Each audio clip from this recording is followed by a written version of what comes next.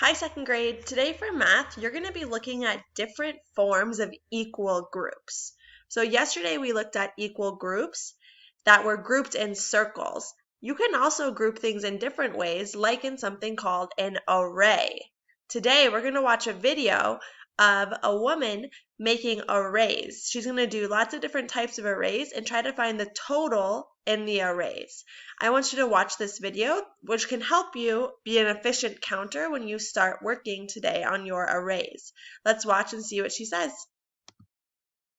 You're learning about arrays and how to find the total number of objects in an array. Let's start out by talking about what an array is. And to do that, some owls have decided to help us out. Now this is an array of owls.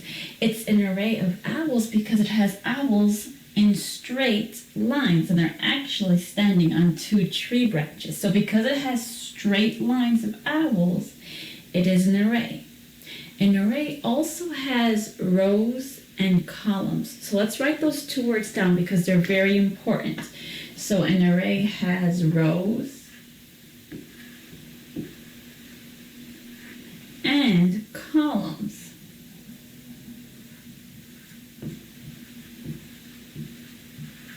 Let's talk about rows first. Rows go from left to right, left to right. So this is a row of owls, and I'll write R right next to it for rows. This is also another row of owls, so we'll write another R next to that row.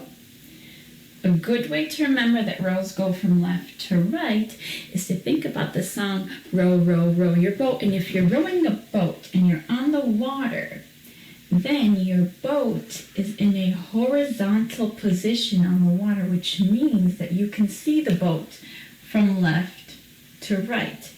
You would not be in a boat that would be going up and down, and in fact that would be a very dangerous position for a boat, and we'd hope that no one would ever be in that position. So a good way to remember that rows go from left to right is to think about rowing a boat.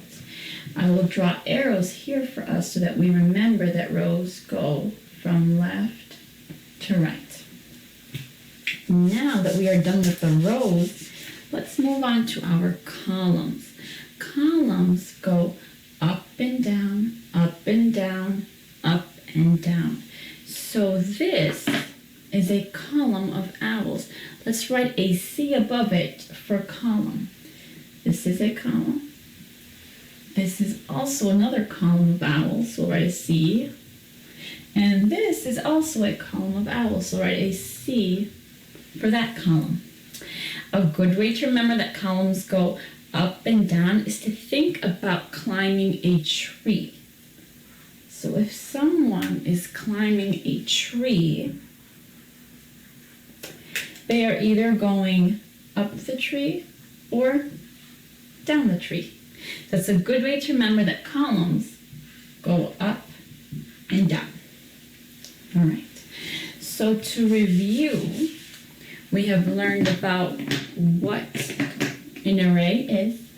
We've also learned about rows and columns, and we know that rows go from left to right, and columns go up and down. Now let's use that information to help us find the total number of objects in an array. And to do that, I've got an array of stars to help us out. And it's an array of yellow stars.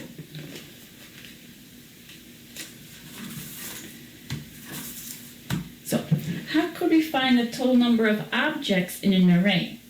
Well, to find the total number of stars in this array, we could start by counting the stars, right? So if you'd like, you can count with me. Let's count how many stars there are in this array. 1, 2, 3, 4, 5, 6, 7, 8, 9, 10, 11, 12. So we have 12 stars in this array, and we found that number by counting. So we'll write the 12 right up here.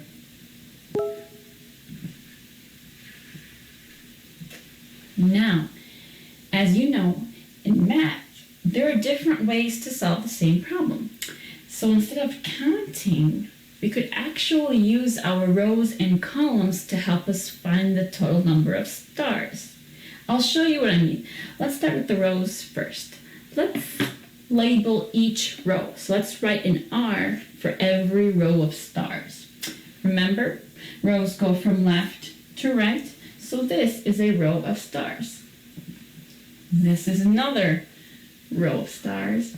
And finally, this is the last row of stars. Now, I have a question for you. How many stars are in one row? Well, let's take a look. Do you see how this row of stars has 1, 2, 3, 4 stars? So this row has 4 stars. The next row also has 1, 2, 3, 4 stars. And the last row also has 1, 2, 3, 4. 4 stars.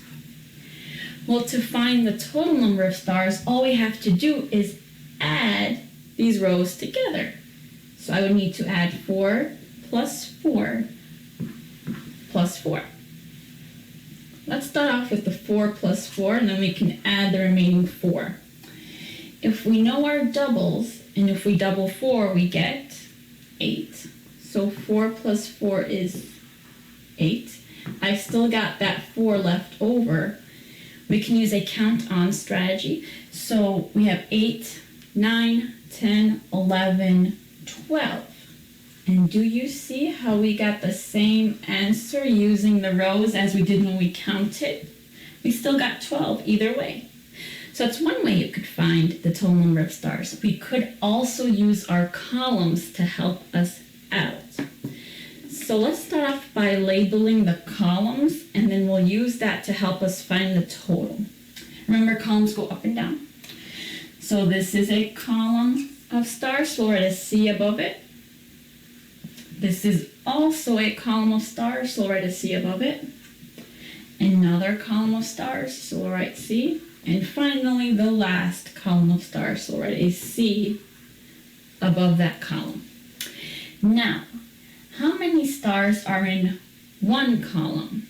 Well, let's take a look. This is one column, right? We have 1, 2, 3 stars. How about our next column?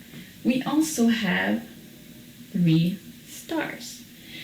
Our third column also has 3 stars. And our last column also has 3 stars. And if you'll notice, I already added an addition sign here because just like our rows, to find the total, we just have to add the number of stars in each column. So if I add all of these columns together, I'll get the total. Let's start by breaking this apart, and let's do 3 plus 3 first. If we know our doubles, we know that doubling 3 gives us a 6, so we're done with that equation. We also know, once again, because we just did it here, we know that doubling a 3 gives us a 6. So we have 6 plus 6. If we know our doubles, we know that doubling a 6 gives us 12. So we also got a total number of 12 stars using our columns. Today, second grade, make sure you're looking at your rows and columns when you're finding the total.